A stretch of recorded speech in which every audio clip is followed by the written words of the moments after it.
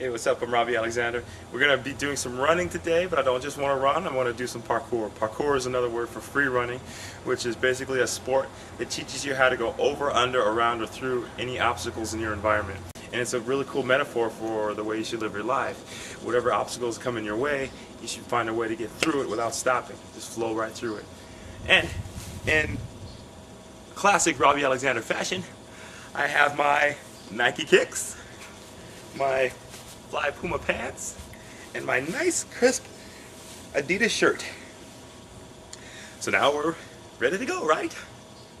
Come on! So today's workout's all about the Kong vault. The Kong vault is a very fun technique because of the danger involved and because of the training necessary to execute it in a flowing manner.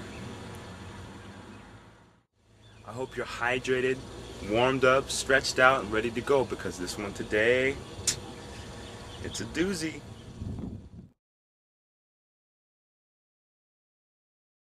So the Kong jump evolved from a easier vault called a monkey jump.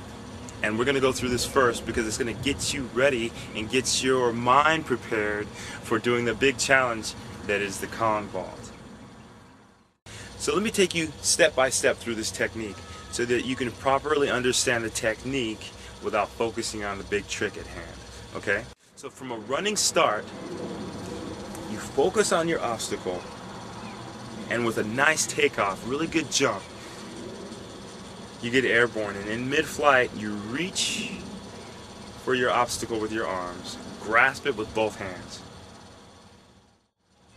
After this point, you have a nice secure locked arm position on the obstacle, and you're going to tuck your knees into your chest and let the momentum carry your hips in between your arms.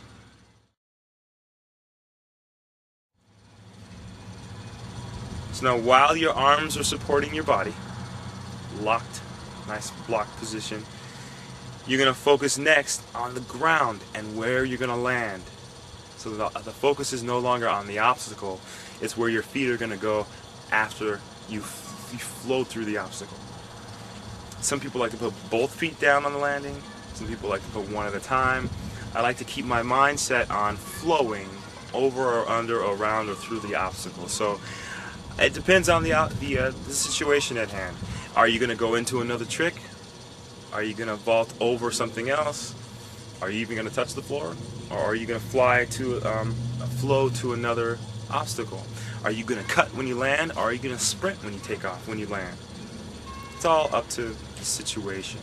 So you can land with both feet, or you can land one at a time and just keep running. I like to approach the obstacle and land as I hit the ground. I'm sprinting before and after the obstacle technique.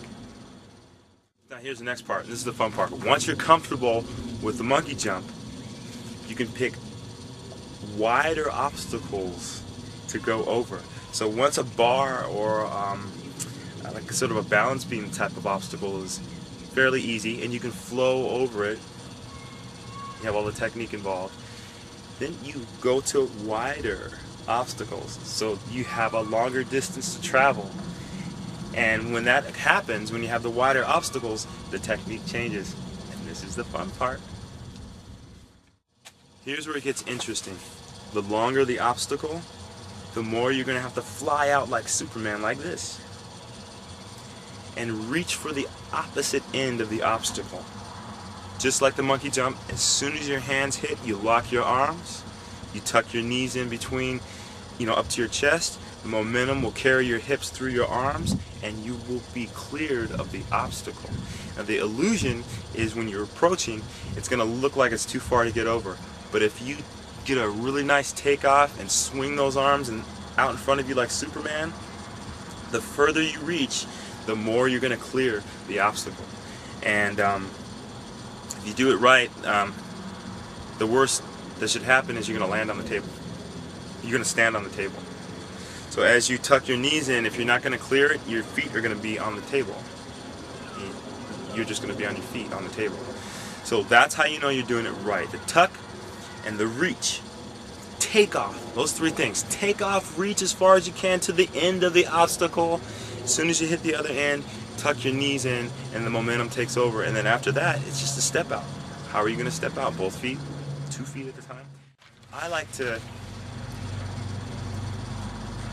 use 1 foot at a time if it's really far that you have to travel. The more momentum that I have in the technique, the more I like to step out 1 foot at a time. And also that helps me to hit the ground running.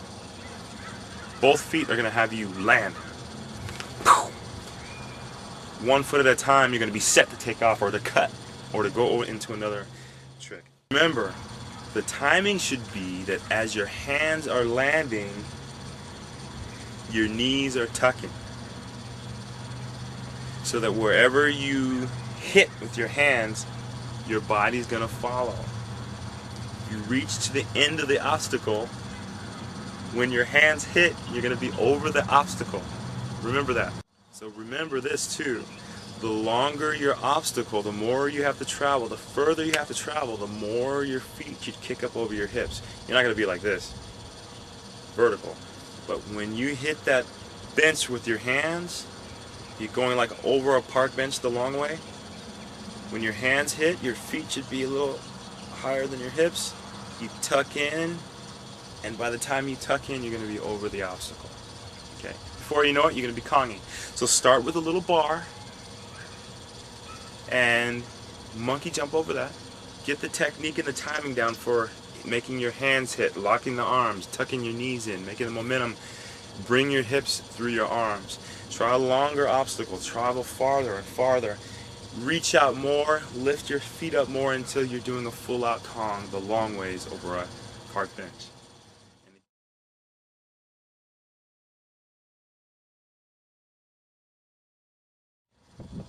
So there you have it, the Kong ball.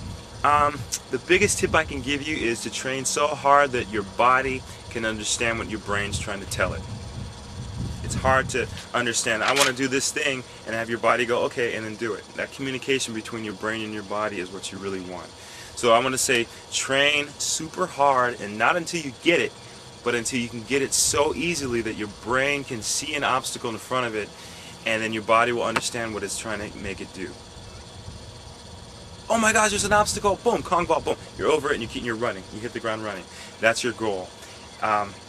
So also, if you're just learning this thing, you think this looks really cool and really fun and you want to go out in the backyard and try it, don't try it unless you're under the guidance of a trained professional. I suggest going to pkcali.com. You can also look up Los Angeles Parkour, and you can find like different groups and people who are professionals, trained professionals who want to teach people, and for like 10 bucks, 15 bucks you can go train all night if you want to with people who are fantastic. That's what I do, and I'm a professional martial arts performer, stunt performer, and I still go under the guidance of trained professionals. I tape myself, I have them tape me, I'll tape myself and show them, I'll go out with them in the streets and do what this is made for, which is to go out in the streets and run around and jump and be like a monkey in the obstacles of the city. I do that with them so that I can be under the guidance of a trained professional, and I can understand how to fall. There's a technique behind how to fall, and that's going to be another video as well. So stay tuned for that. But you have to learn how to do these techniques right with the least amount of injury possible, and at the same time you have to learn how to mess up correctly so you don't kill yourself. You'll just kind of fall down and mess up and get back up and dust yourself off and figure out how to do it better. Okay? That's the advantage of training with a trained professional. So I would not suggest doing this in your backyard, people, yet, until you got people behind you who could just make you look ridiculously talented. Alright? So train hard, make this stuff easy, and I'll see you on the next video.